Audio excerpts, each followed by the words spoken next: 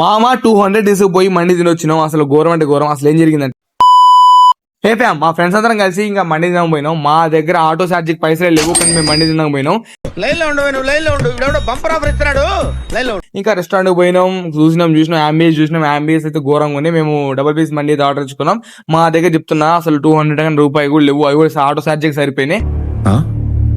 సరిపోయింది. ఇంకా కూర్చున్నాం. మా వాళ్ళు సూప్ ఆర్డర్ ఇచ్చారు, సూప్ తాగేసిన. మండి వచ్చే గ్యాప్ లో డబ్బులు ఎట్లా తినంటారు అని చెప్పారు. సరే గ్యాప్ లో తినుకుంటా ఆలోచించినాం. ఆ గ్యాప్ లో మండి వచ్చింది. అసలు టేస్ట్ అయితే సూపర్ ఉంది. డబ్బులు ఎలా అంటే ఇంకా చూడండి, డబ్బులు ఎలా అంటే మా వాళ్ళు ఫోన్ తీసి వీళ్ళకి ఫోన్ చేసి 1100 చేశారు. మా అమ్మ చెప్తున్నాగా 1100 చేశారు. ఇంకా చూడు, ఇంకా ఒక పట్టు లాగించినాం. ఎందుకంటే డబ్బులు లేకుండా తింటే మాత్రం కట్టేస్తారు మళ్ళీ. డబ్బులు సెట్ అయిపోయినాయి, మొత్తం అయిపోయినాయి. ఇంకా మా బాయ్స్ వచ్చిన ప్రాబ్లం ఏంటంటే తిన్న తర్వాత మా ముందు ఆ సోమ్ మాత్రం దొంగతనం పక్కా చేస్తాం. నేనైతే పేపర్లో కట్టుకొచ్చేసిన ఈ టెక్నిక్ తెలియక ఇన్నేళ్ళ నుంచి అనవసరంగా ఇంకా తినేసిన. మా ఇదే ఈరోజు లాగ్ లవ్ ఉంటారు. సబ్స్క్రైబ్ చేసుకోండి. మీరు కూడా ఫ్రెండ్స్ తో పోతే ఇలా ఎంతమంది చేస్తారు నాకు కామెంట్ చేయండి. ఫస్ట్ తిన్న తర్వాత ఎంతమంది ఇలా ఫోన్ చేస్తారు మీ ఫ్రెండ్స్ కి.